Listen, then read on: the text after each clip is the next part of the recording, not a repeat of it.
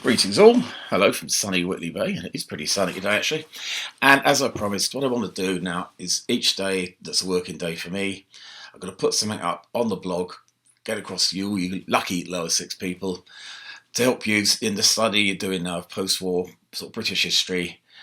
And as a starting point, can I remind you that if you look up on the blog, there's loads of stuff up on it. If you go on the pre-U British button bit, yeah, there's all the stuff there. There's all the there's note-taking guides, there's reading guides, there's potted bios of key ministers and some prime ministers as well. And on top of that, I'm going to be putting stuff and links to stuff up every day for you to watch and to read. So you're not going to be short of resources, okay? And hopefully some of the things you're going to watch are actually a damn sight better. And the one you're going to see today definitely is, because the David Reynolds documentary I'm going to put up is far better than anything I could do for you on Attlee anyway.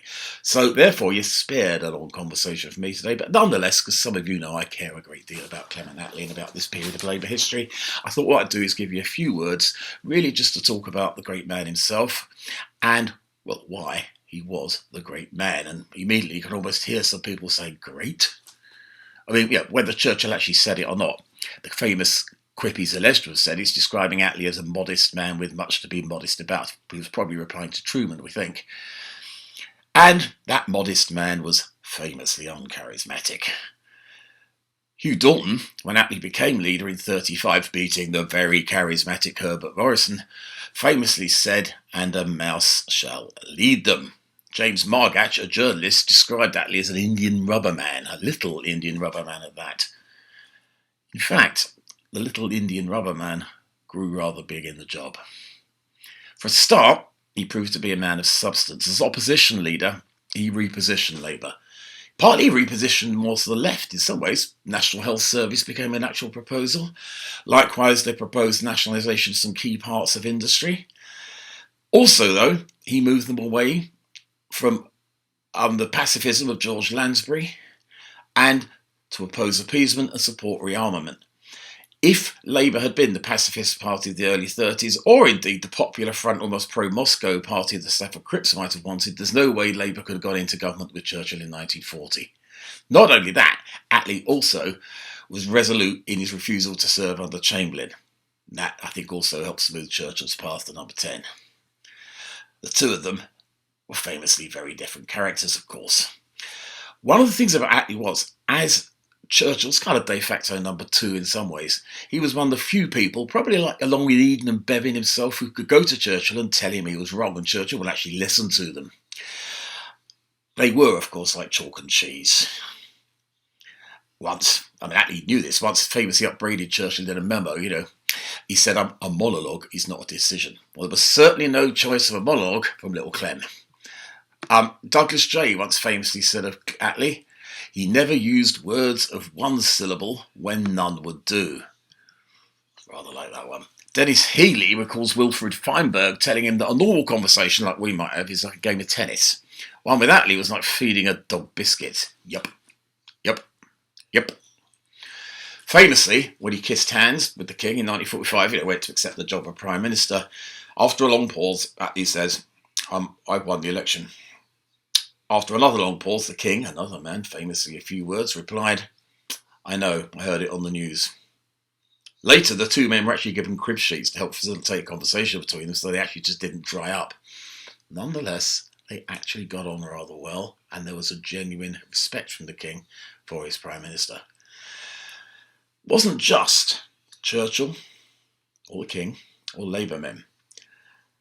Harold Macmillan, future Prime Minister, Reb Butler, one of the great Conservatives of the era, both admired Attlee hugely during the war. Both admired him particularly as a chairman of cabinet committees. As chairman of cabinet, Attlee was a great chairman of cabinet. He was famous for moving discussion on rather brusquely at times. He was an impatient man. Jim Callaghan, as a young minister, recalls sitting in cabinet and the fact that each minister gave their views. Attlee didn't give his at all. He kept his cards very close to his chest. Attlee would then allow the big fish just to get there, say, usually Morrison third last, Bevin on before him, and then Attlee would speak briefly, and that speech would basically be the decision. And the thing is, you see, Attlee had learned a lot about how government worked. He'd seen some things he didn't like. MacDonald, for one. He didn't like MacDonald's air of aloofness, his air of superiority towards his colleagues, or the fact that MacDonald, he thought, was actually congenitally incapable of taking decisions. He'd served in the war, and therefore seen Churchill close up, aware of his failings, but also of his strengths. Most of all, though, I think, in the war, he'd come to a close, really good understanding of the way government actually worked, to be like the government machine. Attlee famously once said that a lot of clever people have everything except judgment. Attlee, who was clever, by the way, had judgment. He also good in political antennae. Morrison tried to get him boot 3 times, 35, 45 and 47. Attlee won each of them. He appointed well, and when the time came, he wielded the knife, but in a manner that managed to do so without really creating enemies. He was keen on that. He once said to the young Jim Callahan as well, look, don't create enemies if you don't have to, because you might have to negotiate with these people in the morning. In public, early on, he was wooden as anything. Yeah, if you watch him in that 35 election speech, if you've seen, he's like famously wooden as hell to the camera. He's not even looking at the camera. In fact, he's looking away. He's got very little idea about that. Look at the Attlee of 45, and actually, while he's never going to be exciting when he's on the cinema newsreel, he's actually rather good because he's persuasive and he sounds like he knows what he's talking about. As a campaigner, he developed a rather folksy, avuncular kind of manner, rather like a kind of slightly dull but sensible bank manager you'd definitely leave your money with, and whose advice you'd take, and who you'd let make decisions. And that kind of worked. Don't overdo the dull, by the way. One little anecdote I love about Attlee is in the 51 election, the Attlees covered 400 miles a day. And that's, in the day before we had motorways and stuff like that. And the 400 miles were covered by Attlee sitting in a car with Violet at the wheel. Now, Violet had the reputation of being one of the least safe and fastest drivers in Great Britain. She used to completely spook everyone around her when she was behind the wheel, except Attlee would sit there, do the crossword, smoke his pipe and feed her a mint or two.